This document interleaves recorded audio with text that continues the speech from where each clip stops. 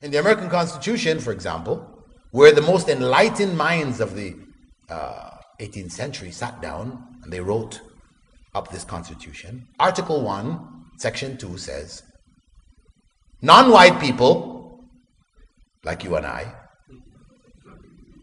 are equivalent to 3/5 of a white man. 3/5.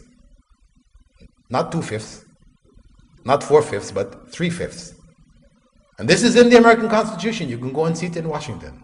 They haven't changed that. I mean, they've adjusted it later on. They made, amendments, etc. But preserving that original document because it's looked at as the founding document of the nation.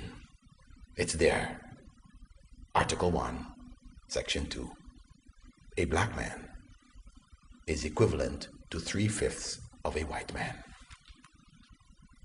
So obviously, yes, today we have to say, astaghfirullah, this is evil, it's bad. Not that really those founding fathers were really bad people, but they had slaves. And they didn't consider the slaves to be equal to themselves. So they had to work out some kind of formula as how we're going to relate to these people. And that's what they came up with, 3/5. And you will find many others like it in the Magna Carta and the others. So they say, naturally, if you say, you want to do Shari'ah today? This is backwards. This is, all the other constitutions are not applicable today. How you expect to apply your Shari'ah today? That's, backward thinking, medieval, all kinds of titles for it. But we understand that there's an element of the law which is unchangeable. And that provides solidity, foundation to the nation. Moral standards which are unchangeable because they were revealed by God. So what was evil and haram 1,400 years ago in the time of the Prophet, may God's peace and blessing be upon him, remains haram today. But when you remove that foundation, you replace it with, as they call it, secular democracy. Then you remove the moorings of the society. What holds that society together becomes destroyed. You replace it with democracy, human beings sitting around a table and deciding what's right and wrong for us. So what was wrong yesterday becomes right today.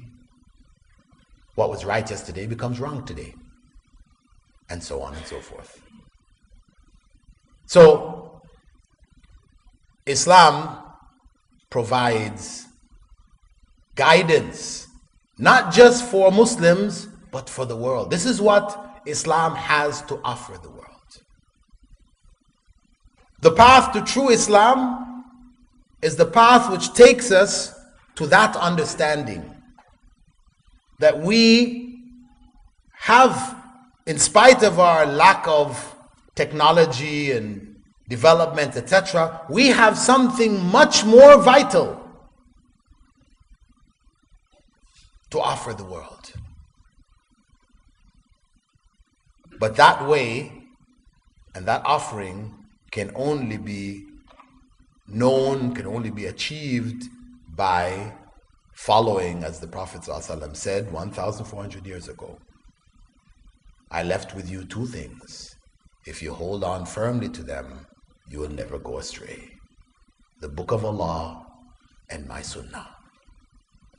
So in concluding, the way to true Islam is by following the Qur'an and the Sunnah as they were revealed, as they were understood by the generation in which they were revealed. That is the way. And there is no other way. It is one way. The madhabs were at efforts by scholars to understand and apply that way. Human beings have differences of intellect, differences of opinion. So certain differences did arise, naturally. But the common, the essential element was shared by all. And that is the approach that we need to come back to in order to be able to find the way to true Islam. And as I said, I've spoken from a legal perspective.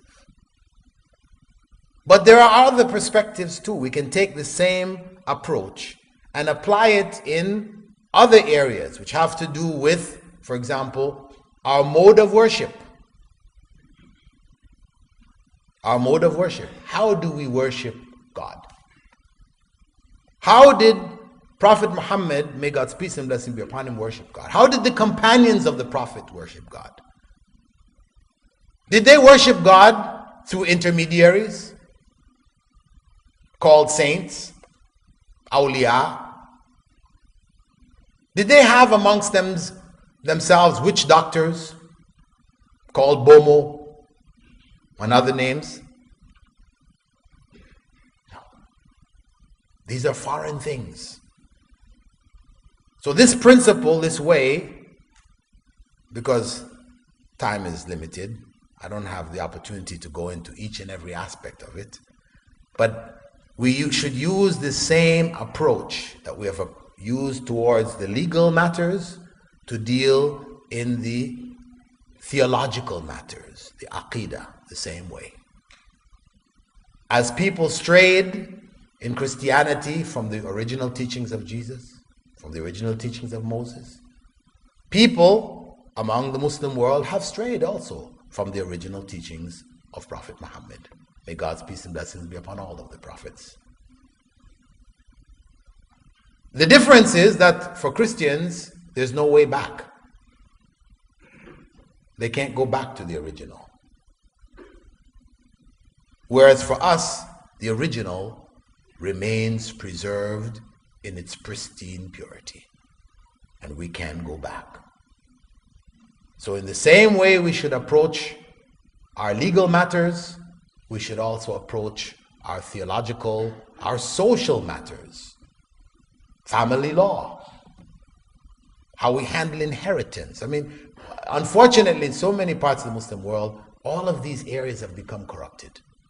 Where people's customs and traditions now have superseded the Shari'ah in this regard. Because actually Shari'ah addresses also the theological, also the social and political, etc. So, in concluding, the only way forward, the only way to true Islam is to hold firmly to the Qur'an and to the Sunnah as it was understood by the first generations. To apply it with that understanding in all aspects of our lives. That is the way to true Islam. Barakallahu fikum. Assalamu alaikum wa rahmatullahi wa barakatuh.